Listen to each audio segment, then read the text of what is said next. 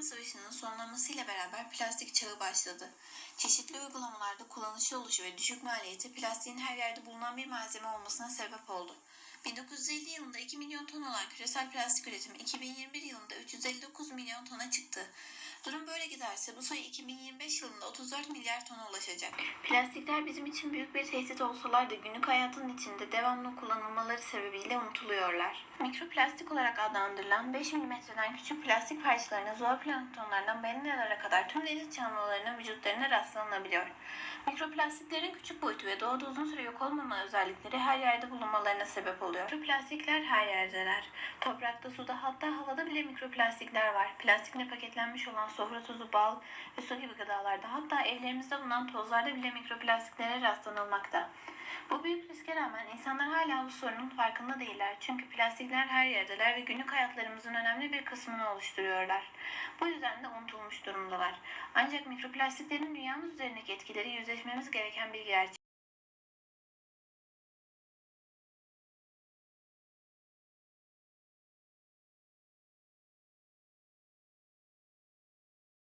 ...20. yüzyıl plastiklerin keyif devriydi, ancak 21. yüzyıl yaptığımız büyük hatayla yüzleşme vakti.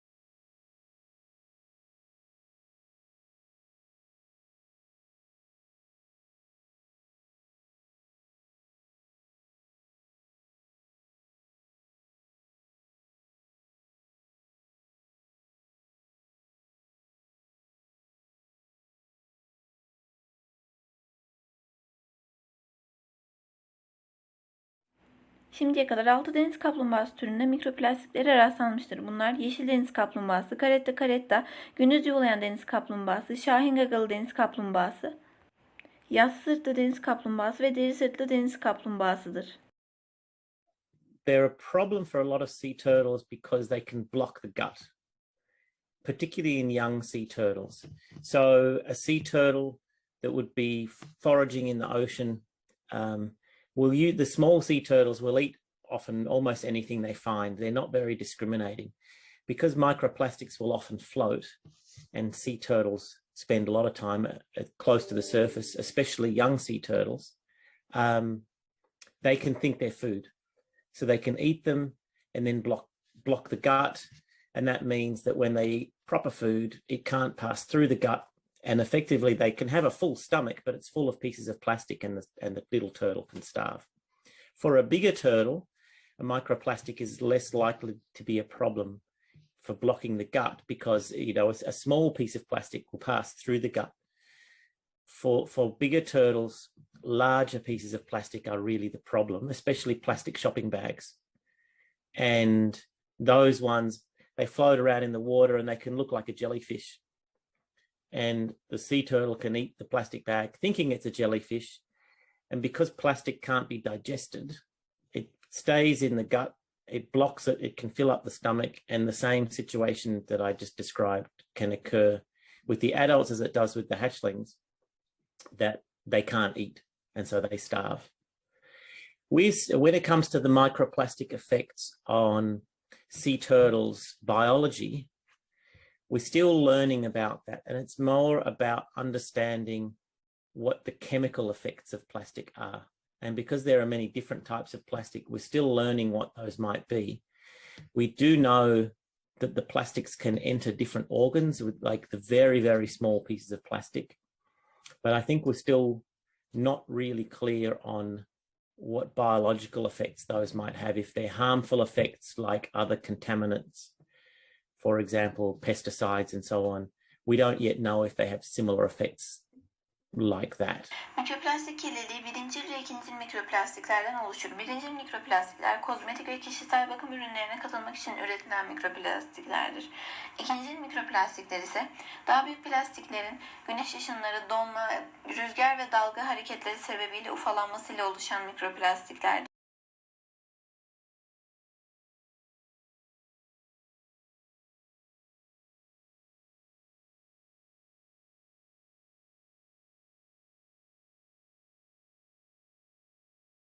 So microplastics are tiny pieces, and it depends about there are different definitions, but general smaller than 0.5 millimeters can be regarded as microplastics, and they are tiny pieces of synthetic materials that came from degradation of big macroplastic pieces that are in the environment, or that are intentionally added to our products, everyday products, and with this they find their pathway to the environment. There are many different shapes of microplastics, also different chemical compositions, because it depends on what's their primary source or from which microplastic they degraded. So it's not like a one constant group. It's a very, very big group of many different shapes, from fibers, very tiny, microplastics, through completely irregular shaped tire wear, so tire dust particles. Then there are round, usually in a round shape, microbeads that are added to cosmetics, but then also plastic pellets. So this is like a granulate of plastics that is used by the producers or plastic recycles, and then is transported to the facilities or companies that are producing things made from plastics. But there are just few examples. There are many more microplastics everywhere. It's a very, very broad group, and we actually, I don't think we really know all of the sources, but I think there could be more than 30 sources of primary microplastics. So the plastics that is intentionally, like microplastics intentionally added to products, or is coming from a breakdown of some products like tire wear or textiles. But then the secondary microplastics, so the one that is coming from the degradation of the plastics, once it gets to the ocean or to the environment, it can also have many shapes, colors, many sizes also. So it's a very broad group. Milimetrenin altındaki plastikler olarak adlandırılıyorlar. Çok kompleks kaynaklardan çeşitli yollarla denizler ekosisteme ulaşıyorlar. Kaynaklar birincil ya da ikincil olarak adlandırılıyor. Birincil olarak adlandırdığımız kısım denize kronik olarak yolladığımız 5 milimetrenin altında hali hazırda bu boyda üretilmiş ya da kullanım ya da yıkama esnasında aşınarak bu boyun altına inmiş mikroplastikler. Örneğin sentetik tekstilin kullanımı esnasında şehir tozlarına karışan fiberler ya da yıkanmaları esnasında kanalizasyonla denize ulaşan mikrofiberler birincil kaynaklardan gelen mikroplastiklere örnek gösterilebilirler. Yine araçların sürüş esnasında lastiklerin aşınması sonrası ortaya çıkan mikro parçacıklar, aynı şekilde yol ve sahalarda kullanılan yer kaplama malzemeleri ve boyalar aşınma sonucu yine şehir tozlarına karışarak rüzgar ve yağmur sularıyla birlikte denizlere ulaşmakta. Kişisel temizlik ürünleri içindeki ve diğer temizlik ürünleri içindeki mikroboncuklar, aşındırıcılar bu kategoriye giriyor. Yine plastik endüstrisinde kullanılan ham madde olan peletlerde yine 5 milimetrenin altında birincil kaynaklar altında denizlere ulaşmakta. İkinci kaynaklar olarak adlandırdığımız kısım ise büyük bir objenin çeşitli yollarla denize girmesi sonucunda oluyor. Bu da zaman içerisinde önce UV ve bir dizi fiziksel, kimyasal, biyolojik proses sonucu bu büyük objelerin parçalanması sonucu 5 milimetrenin altına inmesiyle mikroplastikler ikinci şekilde ortaya çıkıyorlar. Genellikle bu plastik objeler yetersiz atık yönetimi sonucu denizlere ulaşıyor.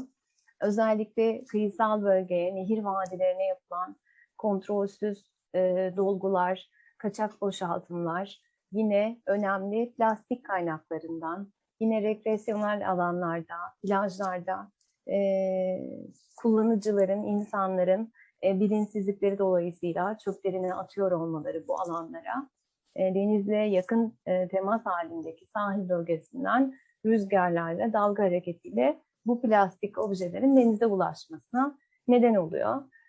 Bunları kaynaklar olarak sayabiliriz. Mikroplastikleri tehdit yapan en büyük unsur küçük boyutlu oluşları. Dolayısıyla denizlerde özellikle suyu filtre eden canlılar için, plankton üzerinden beslenen canlılar için çok büyük bir tehdit oluşturuyorlar. Çünkü suyu filtre eden canlılar bu mikroplastikleri bünyelerine alabiliyorlar ya da kontamine olmuş avları aracılığıyla yine tüketebiliyorlar ya da yanlışlıkla avları zannederek mikroplastikleri tüketebiliyorlar. Şu anda dünya genelinde 500'ün üzerinde ticari balık türü var. İnsan besini olarak kullanılan, yine birçok omurgasız canlı kabuklu su ürünleri var. İnsan besini olarak kullanılan.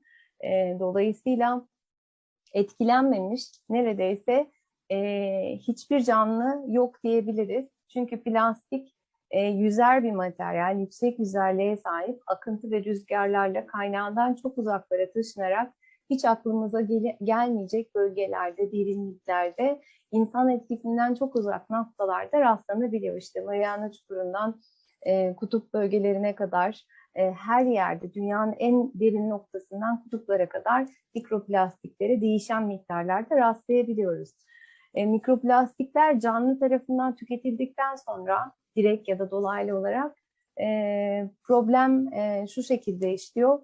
Bunlara üretimleri esnasında kullanım amaçlarına uygun olarak çeşitli kimyasallar ekleniyor. Ve bu kimyasalların çoğu kanserojen, hormon bozucu kimyasallar. Dolayısıyla canlının bünyesine girdiği andan itibaren bu toksik kimyasallar kan dolaşımı ile birlikte özellikle canlıların yağ dokusunda birikmeye başlıyorlar. Canlının büyüme, üreme, beslenme gibi yaşamsal fonksiyonlarını olumsuz etkiliyorken, bazen ölmesine sebebiyet veriyorken, aynı zamanda besin zinciri içerisinde de ilerleyerek bu ilişkili kimyasallarıyla birlikte soframıza kadar gelebiliyorlar. Yani biz denize ne gönderiyorsak soframıza onu kabul ediyor oluyoruz. Tabii sadece içerdikleri kimyasallar değil, plastik denize girdiği andan itibaren ortamdaki toksik kirleticileri de, kalıcı kirleticileri de üzerinde toplamaya başlıyor. Bu hidrofobik kirleticiler mikroplastiklerin üzerine tutunmaya başlıyorlar. Bunlara örnek verelim. Örneğin pestisitler, DDT gibi kimyasallar, ağır metaller, hepsi canlı yaşamı ve insan sağlığı için çok riskli. Ve yapılan çalışmalara göre plastiklerin üzerindeki bu kimyasallar normalde deniz suyundaki konsantrasyonlarına göre çok daha fazla. Yani dolayısıyla plastik hem içerdiği kimyasallar hem de deniz ortamından topladığı kirleticilerle birlikte tam bir toksik materyal haline geliyor.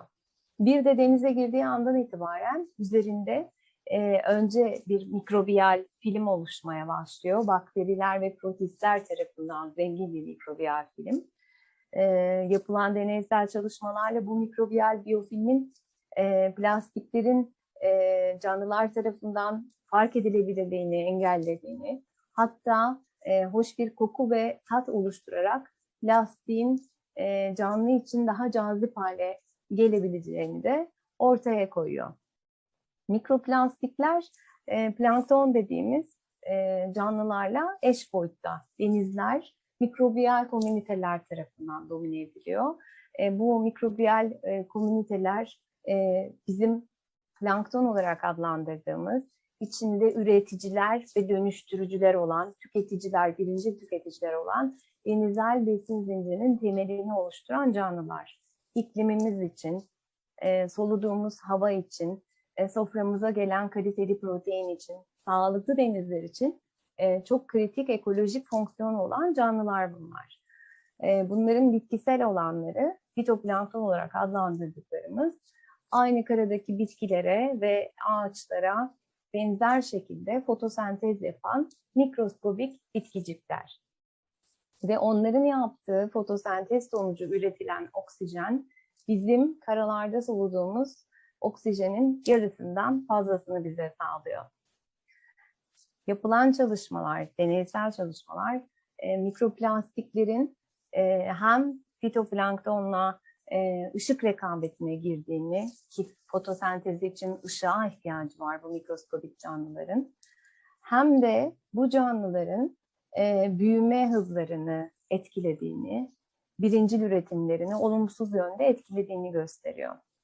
Bu şu demek, eğer biz fitoplanktonu denizlere gönderdiğimiz mikroplastikle onun fonksiyonunu bozuyor hale gelirsek, yakın gelecekte onlar bizim için yeteri oksijeni üretemiyor olabilirler. Besin zincirinin temelinde sayıları azalabilir ya da belli türlerin miktarları artarken belli türler azalabilir. Bu dengesizlik tüm denizsel ekosistemi etkiler. Bu da bizim soluduğumuz havayı, onun kalitesini, iklimimizi ve soframıza gelen balığı bile etkiler. Yine bu fitoplanktonun bir üst basamağında yer alan birincil tüketici diye adlandırdığımız hayvansal plankton, zooplankton yine global karbon döngüsünde çok önemli bir role sahip. Biz insan faaliyetleri sonucu sera gazlarını atmosfere gönderiyoruz ve iklimimizde bir değişim var. Bunu gözlemliyoruz global anlamda. Özellikle gönderdiğimiz bu karbondioksit atmosfere denizler tarafından absorbe ediliyor. Çünkü gezegenimizin 3/4'ü sularla kaplı. Dolayısıyla inanılmaz bir gaz alışverişi olan bir ara yüzey var okyanus ve atmosfer arasında. İşte bu karbondioksit denizler tarafından absorbe edildiğinde fitoplankton tarafından fotosentezle organik maddeye çevriliyor ve zooplankton tarafından tüketilerek bu minik hayvancıkların dışkılarıyla birlikte deniz dibine yollanıyor. Buna biz biyolojik karbon pompası diyoruz. Yani atmosferimizdeki, gezegenimizdeki fazla karbonu biz okyanus diplerine bu canlıların yardımıyla göndererek orada onlarca, yüzlerce yıl depolayabiliyoruz. Ancak yaptığımız çalışmalar hem dünya genelinde hem bizim ülkemiz sularında, Karadeniz'de yaptığımız çok yakın bir çalışmayla bu mikroskobik canlıların, zooplanktonun fitoplanktonla birlikte mikroplastikleri de tükettiğini gösteriyor. Eğer bu canlılar mikroplastik tüketirlerse fitoplankton üzerindeki kontrolleri azalır ki Marmara'da, müstilajda fitoplanktonun nasıl aşırı artış gösterdiğini, böyle bir durumda bir ekosistemin ne şekilde kontrol edilemez şekilde bozulabileceğini gözlemledik. Dolayısıyla hem fitoplanktonun kontrolünde hem onların sağlıklı şekilde onlar üzerinden beslenerek dışkılarıyla karbonu göndermesinde deniz dibine müthiş bir aksama yaşanacağı öngörüsü var. yakın gelecekte beklenen şey denizlerde, özellikle yüzeyde planktondan çok mikroplastik olması.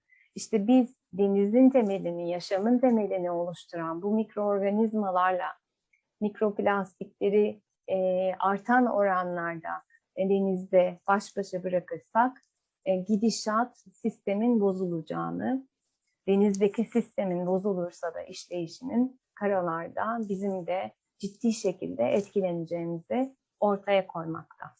So there are some potential health effects of microplastics. So first of all, why do we think that there might be a problem or an effect on human health is because, and this is for sure because this has been studied, that we have found microplastics in our bodies. For example, in our case, so we do know that in fact we ingest microplastic and we excrete it, and then some part of this ingested microplastic with the food or with breathing, because microplastic is also in there, so some percentage may remain in our bodies. And then there are studies already that's proven that the smallest microplastics, which sometimes we also call some of them nanoplastics, so even smaller than microplastic, they can pass the gut barrier and reach the bloodstream even. So there was a big study recently where in, I think, 80% of the studied people, and there was, I think, several thousand of people blood tested, and 80% of them had microplastic in the bloodstream. And some of those, like from the bloodstream, because blood is circulating in all body, the particles can travel to other parts of the body. For example, it has been also already found in the brain tissue or in the ovaries of the woman. So because of the fact that we know it's in our bodies, there is an increasing interest to study the potential health effects, although it's very difficult to study it because there are many more chemicals or different characteristics of the environment that may be causing health issues. But it has been proven that, for example, the microplastic can lead to allergic reactions, for example, because it irritates, for example, our nose or our sinuses or our throat. And then we have like effects like when we have a cold or running nose. Sometimes the normal allergic reactions, it has been actually already proven that it may be not any allergy to what we have been considering in the past, but it might be because of the fact that microplastic is irritating our throat or nose. Can affect the future of microplastics in two ways. The first is what we do as individuals, how we use plastics and how we dispose of plastics and what we do with them. And the other way is what we can demand for regulation and use of microplastics by other people and by industry.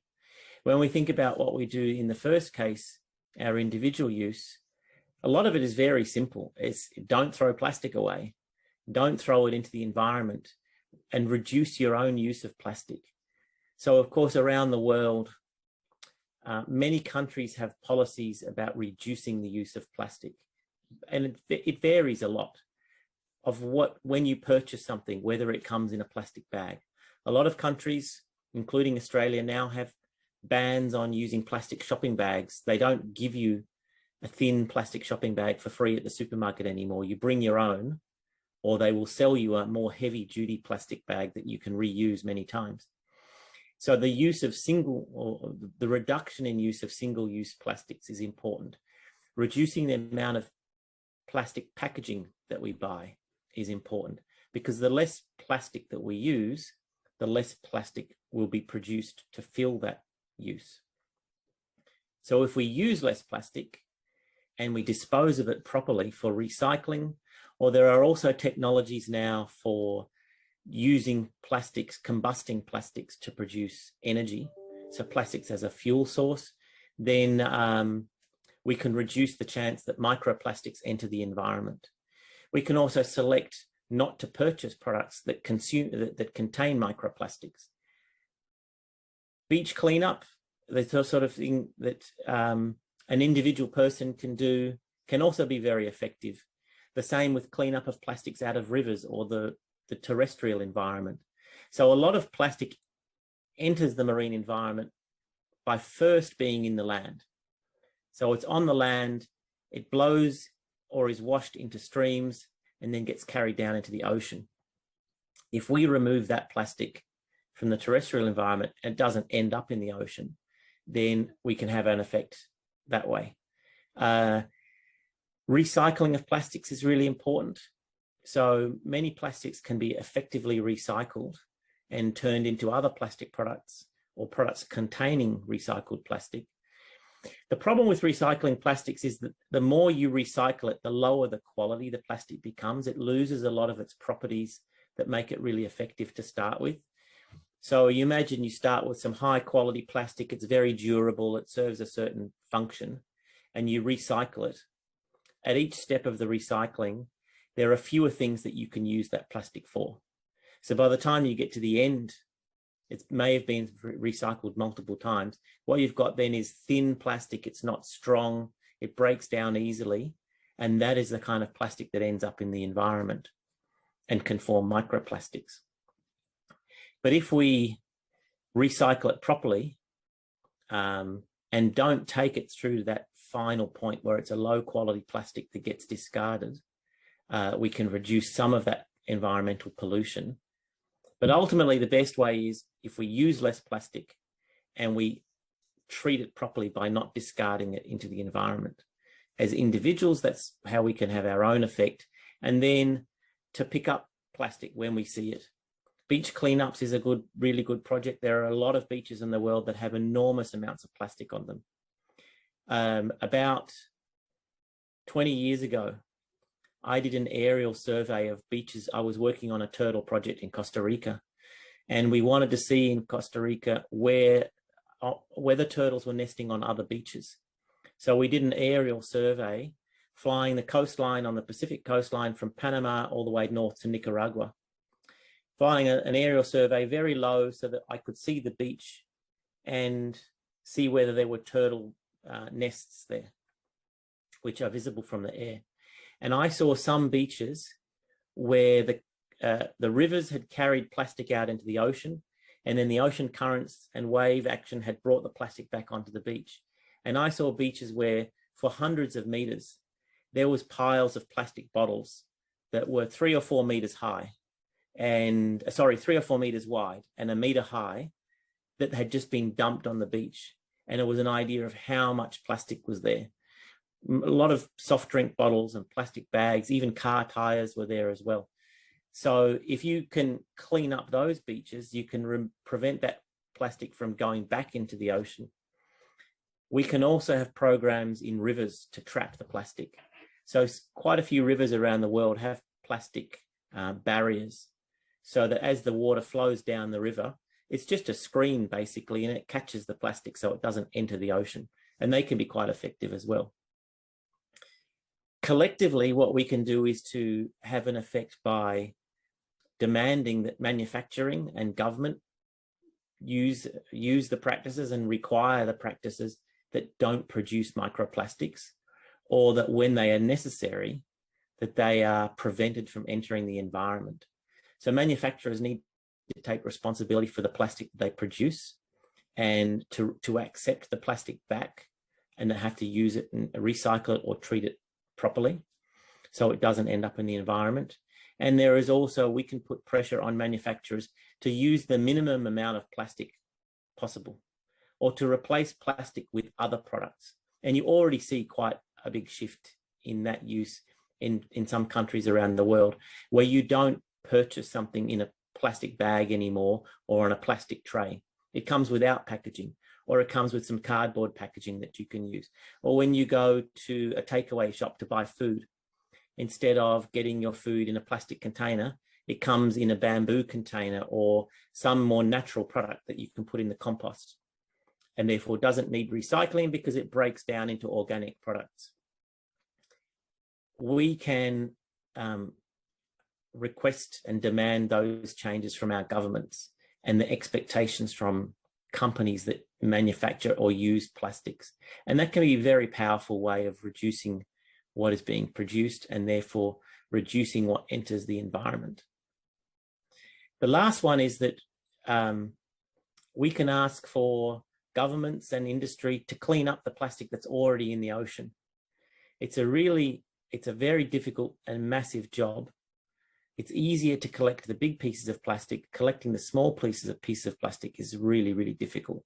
Nevertheless, if governments and industries take responsibility for that, we can encourage and support the companies and the governments that take action to remove that microplastic.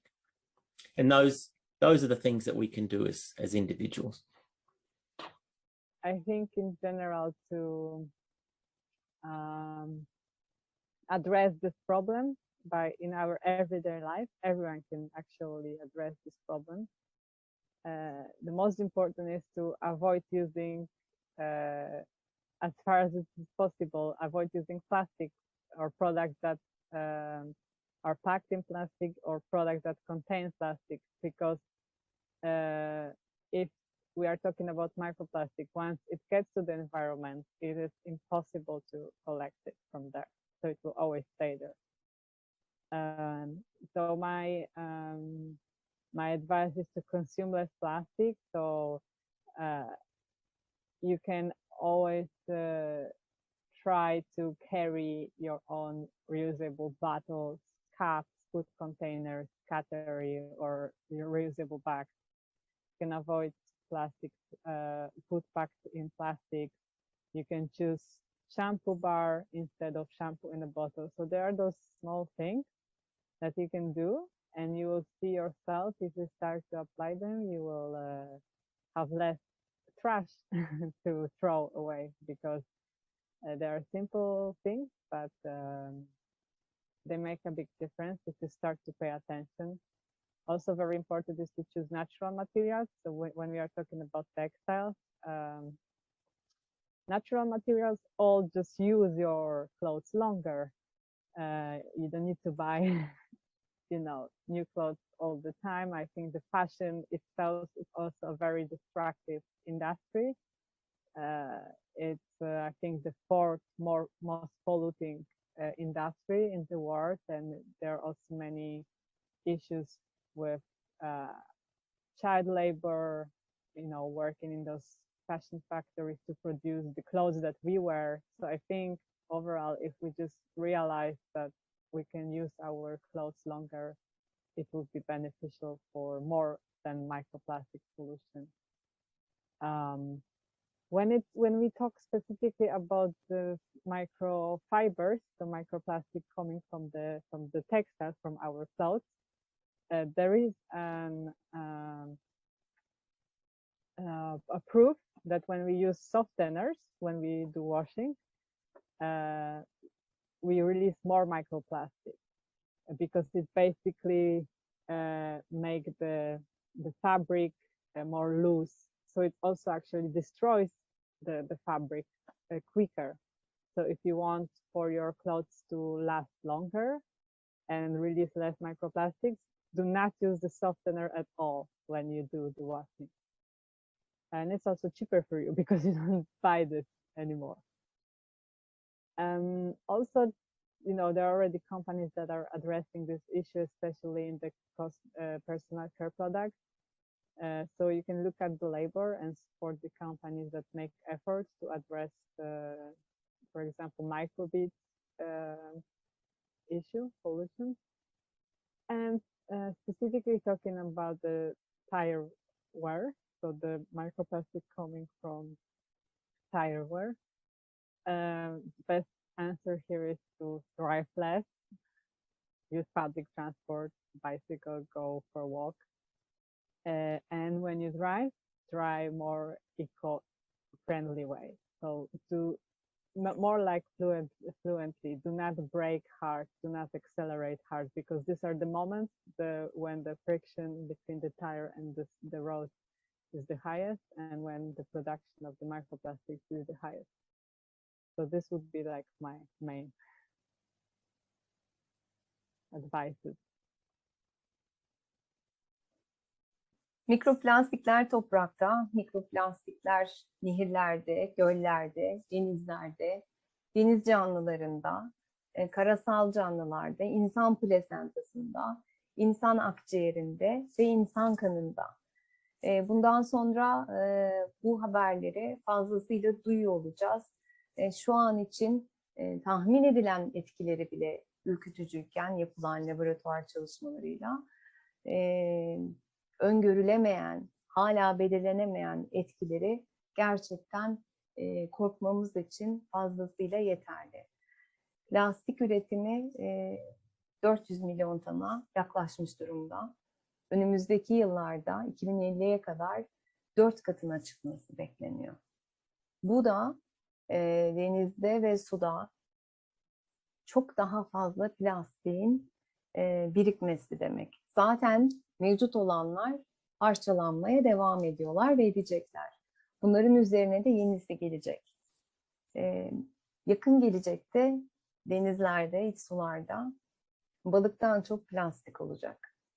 Belki yeteri kadar oksijen sahibi olamayacağız. Bu denizdeki kritik mikroskobik canlıların ekolojik fonksiyonunu mikroplastiklerle engellediğimiz için. Dolayısıyla hepimiz bu bilinçle bireyselde başlayacak bir çabayla plastik kullanımını azaltıp bu kirlilikteki rolümüzün farkında olup gelecek için mutlaka çaba sarf etmeliyiz. Plastik bir gezegen istemiyoruz. Gelecek nesle temiz, sürdürülebilir bir dünya bırakmak istiyoruz. Ve bu dünyada, bu denizde, bu doğada plastiklerin yeri yok. Biz belgeseli çekerken kıyılarda ve nehirlerde çok fazla plastik gördük. Hem çekimi tamamlamak hem de analizi yapmak için kısıtlı bir süremiz vardı. Aynı zamanda 4 kişiydik. O yüzden hepsini toplama imkanımız olmadı. Ancak 2 torba dolusu plastik topladık. Bu da bizlere gösteriyor ki bir plastik toplama çalışması yapmak için tüm ülkeye ihtiyacımız yok. Sadece ailenizle bile bunu yapabilirsiniz. Yani değişimi hemen başlatabilirsiniz.